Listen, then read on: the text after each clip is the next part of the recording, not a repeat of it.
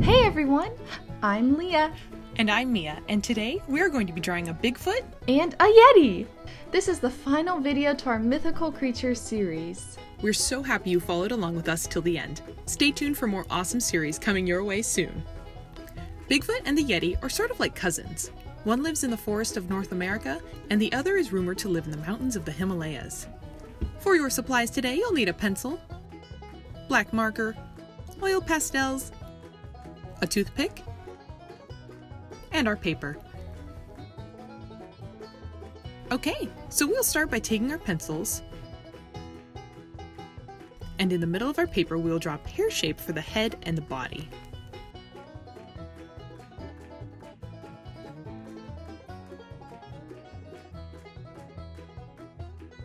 As you can see, our pear shapes are angled in different directions. This angle that the pear follows is along the axis, or middle line of our pear. We did this to emphasize the different types of walks that our creatures have. The Yeti has a laid-back, jolly walk, and the Bigfoot has a more marching through the woods type of walk. We shot these videos of ourselves for reference for our drawing. Animators and artists all around the world use photos and videos of themselves as reference all the time. You can too.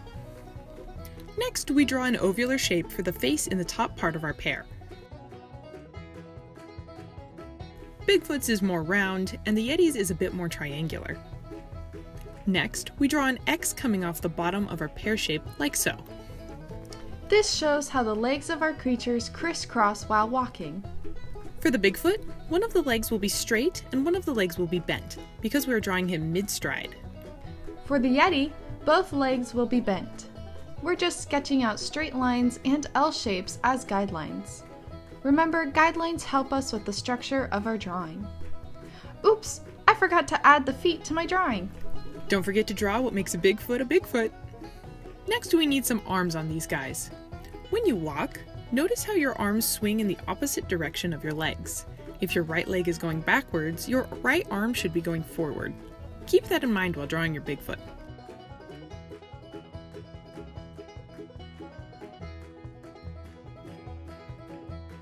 Now let's thicken up the arms and legs using rectangular and trapezoidal shapes.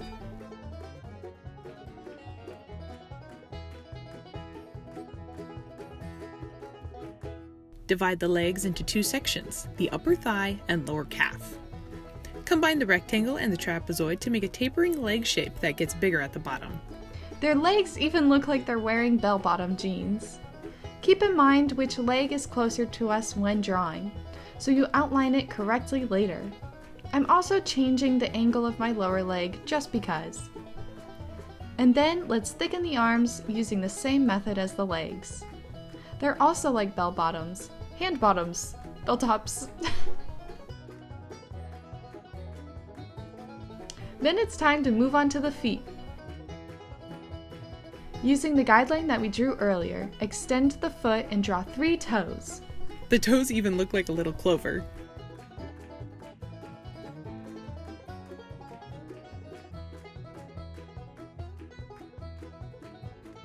Let's give them both a thumb and 1, 2, 3 fingers.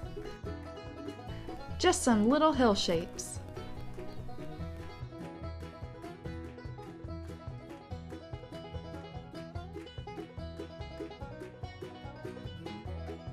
And the face! Let's start with a heart shape for their nose.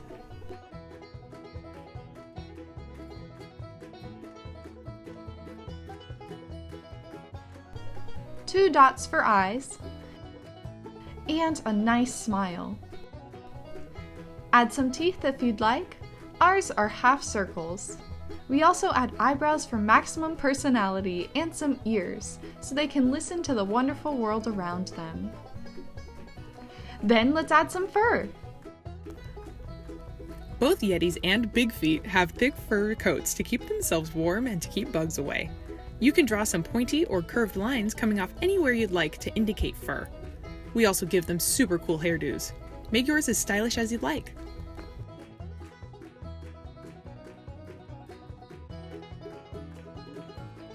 Next, let's draw the ground. just a straight line in the background like so. Let's add some texture to it. Snow maybe if you're drawing a Yeti, or grass if you chose Bigfoot. I'm gonna do bumpies for the snow. And I'm going to do pointies for the grass. Then we'll move on to the background. And if you're still drawing your creatures, don't hesitate to pause the video and rewind if you need to. So in the background, I'm gonna draw some triangles for mountains. And oh no! I accidentally made a tangent! A tangent is when two lines or objects just barely meet, but don't cross each other. This can create some weird visuals and guide the viewer's eyes in places you don't want them to see.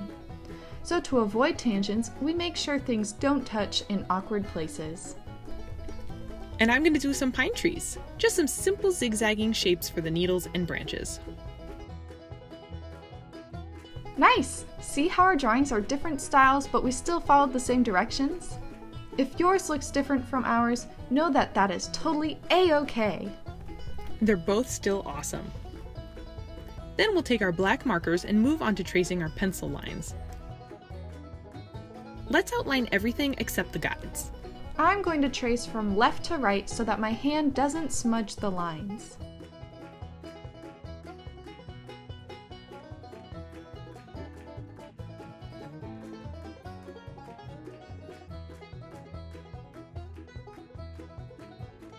Pay close attention to forms that overlap, like the legs.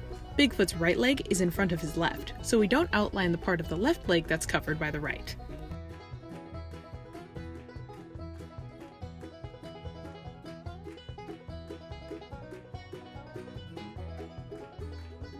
Good job! Make sure your ink is dry. Take your eraser and start erasing your pencil lines.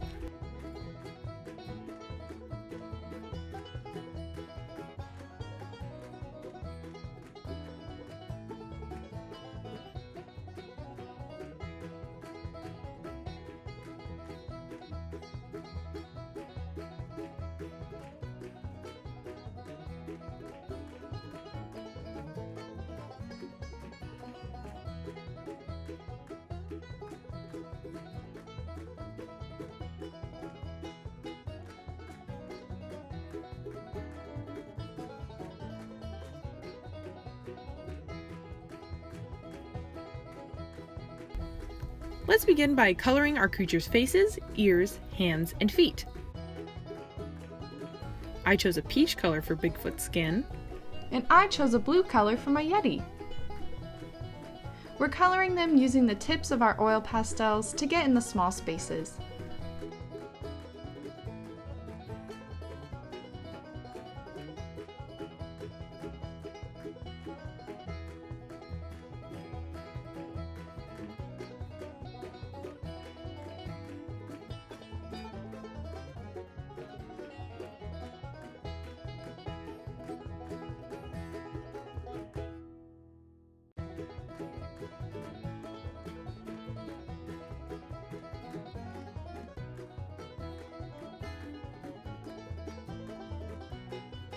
Now let's do our main body and fur color.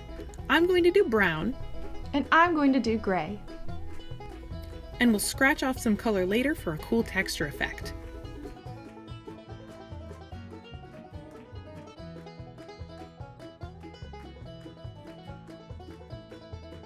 Then I'm going to add in some extra fur that's going to be white, and this is going to help blend the gray color out. And I'm doing the same thing with a yellow. A lighter color adds variation while smoothing out the brown color.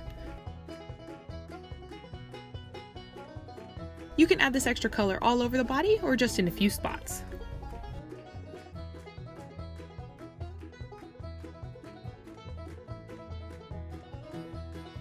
Background time! I'm going to use dark blue. I'm going to use green. And we'll be using the sides of our oil pastels to lightly color in the sky and trees. Using the side of the pastel covers more paper faster than using an edge or corner. And I also added a small amount of blue at the base of my mountains to show a slight gradient.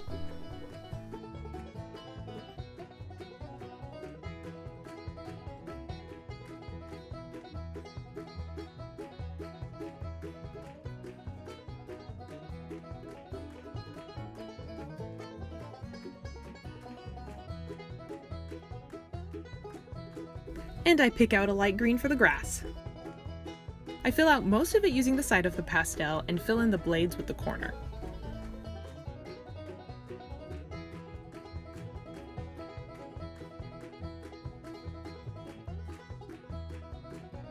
Alright, next let's take our toothpicks. Ours are super cool umbrella ones. Look at how they're holding their umbrellas like it's raining. And we'll use these toothpicks to scratch up some of our color. This scratchy technique gives our image texture and makes it more interesting to look at.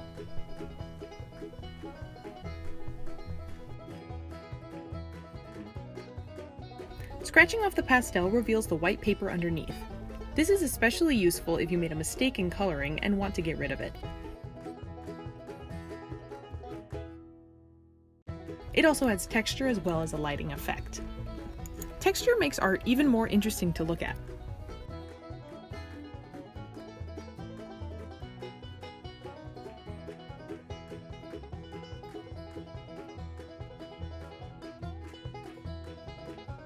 And yay, we're done!